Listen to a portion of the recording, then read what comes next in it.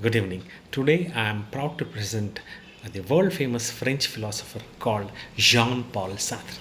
Jean Paul Sartre was born in 1905 and he left this world in 1980. He is known for his philosophy called existentialism. Now let us know what is this philosophy is all about. Before that, let me talk about a famous sentence which they quote. For everything in this world, essence precedes existence. For example, if you take a paper cutter, the idea of paper cutter is important to make a paper cutter. Without the idea of paper cutter, you are not going to make a paper cutter. In other words, idea comes first and existence later. So essence precedes existence. Very good sentence, but there is a catch. If you take into human parlance, before you are born, everything is made out, everything is created, everything is packed. Everything is, your purpose is packaged, your living is packaged, your customs are packaged, how to live it is packaged, how to educate is packaged, and how to die is also packaged. This is called essence preceding existence. So all religions, whether it is Abrahamic religions or Vedic religions, they all more or less say your existence actually comes later, your essence is first. Some people call this essence is actually ultimate. But Jean Paul Sartre completely disagrees to this. He says, no, it is not that essence precedes existence. It is the other way around. That is, existence precedes essence. For human beings, they are not paper cutters. They don't have essence first. First, they come into the world. Their presence, their existence is far important, and then only they would create by themselves. They will make the rules and the purpose of existence. Actually, a particular human being creates and constructs for himself. It is not given to him. Essence is not given to him. Actually, existence is only reality in which he would create a purpose voluntarily, freely, and he goes about it. This is the central tenet of existentialism. There is a famous quote by Jean Paul Sartre called, "Man is condemned to be free." So, man at any given time, there is nothing will stop him to exercise this choice.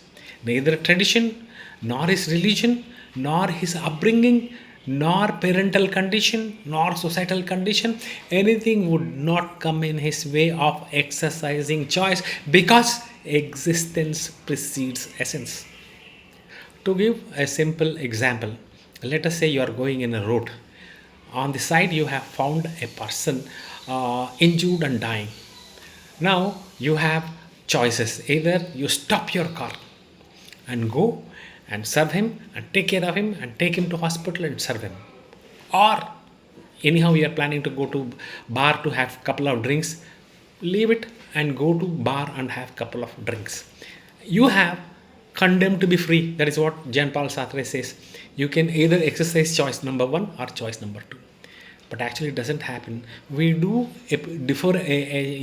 exercise choice and later repent.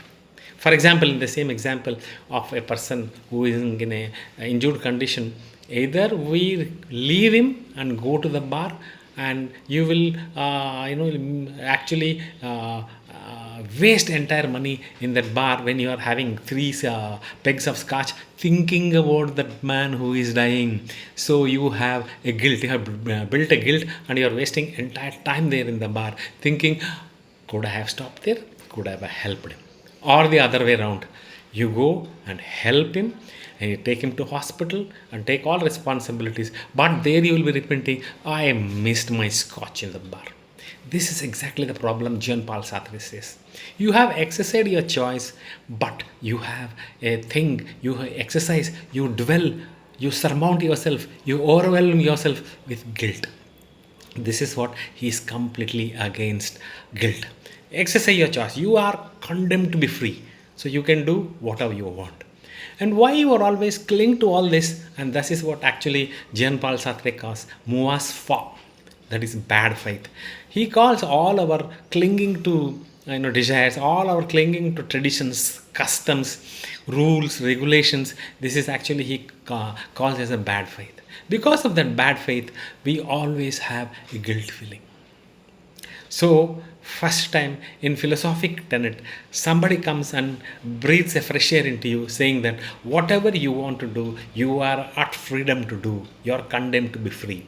But there's a catch. Once you exercise that choice, responsibilities, consequence you have to bear.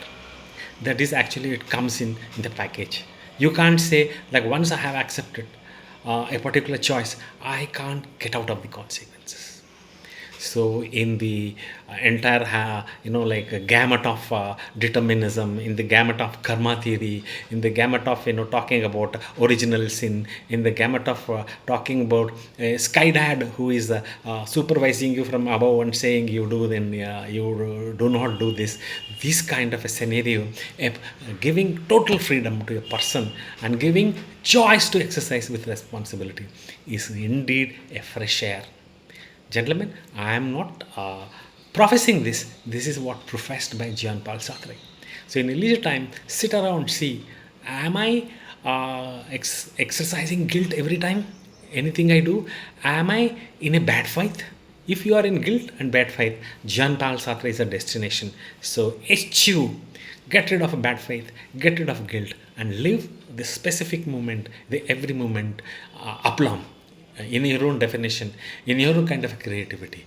That is what is a message all existentialistic philosophers would give, in which Jean Paul Sartre is a master. Thank you. In the next video, I'll catch up with you some other Western philosopher. Till then, bye.